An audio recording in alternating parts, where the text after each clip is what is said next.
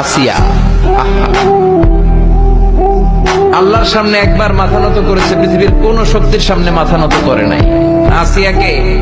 আসিয়া এবং ফেরাউনের finance minister, অর্থমন্ত্রীর বিবি লুকিয়ে কালিমা পড়েছে, সাইয়েদনা মূসা আলাইহিস সালামের উপর ঈমান এনেছে। ফেরাউন শুনে দুইজনকে ডেকে নিয়ে আসলো। অর্থমন্ত্রীর বউয়ের সাথে দুধের বাচ্চা, বলল দুইজন নাকি ঈমান এনেছো লুকিয়ে লুকিয়ে, এক আল্লাহরে ছাড়ো, আমি ফেরাউন রে সেজদা দাও।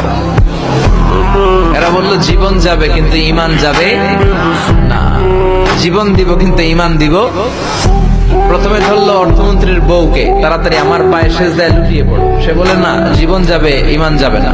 বললো তাই নাকি, দেখি তোমার ঈমানের কত পাওয়ার। জল্লাদরে বলল কড়াইয়ের ভেতরে আগুন গরম করো, তৈল গরম করো, দুধের বাচ্চাটারে টেনে নিয়ে তেলের মধ্যে ছেড়ে দাও। কল্পনা করতে পারেন?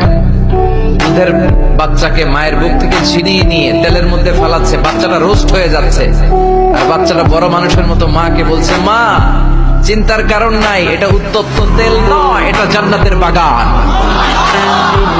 ভয় নাই মা, তুমি চলে আসো, তুমিও লাফিয়ে পড়ো, শাহাদাতের পেয়ালা থেকে মিষ্টি সুধা পান করো। মহিলার ঈমান আরো বেড়ে গেল। সে বলল আমি জীবন যাবে ঈমান যাবে। ফেরাউন বলল তোর ঈমান কত আমি দেখে নেব।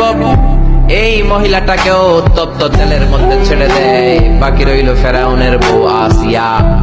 আসিয়ারে ফেরাউন বলল, আসিয়া এক আল্লাহর ইবাদত ছাড়ো, আমারে সেজদা দাও। আসিয়ারও এক কথা, জীবন দিব ঈমান দিব। ফেরাউন বলে আসিয়া তোরে উলঙ্গ করব, বউ হয়েছিস, আই ডোন্ট কেয়ার। হাজার হাজার মানুষের সামনে নিজের বউকে উলঙ্গ করলো।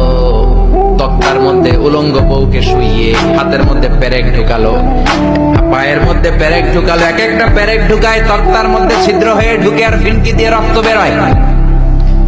আসিয়া চিৎকারে মারে। ফেরাউন বলে তাড়াতাড়ি আসিয়ারে তেলের মধ্যে ফেল। আল্লাহ বললেন জিব্রাইল যা, জান্নাতটা তুলে নিয়ে আসিয়ার চোখের সামনে ধর। আমার আসিয়া জান্নাত দেখে দেখে যেন আমার কাছে আসে।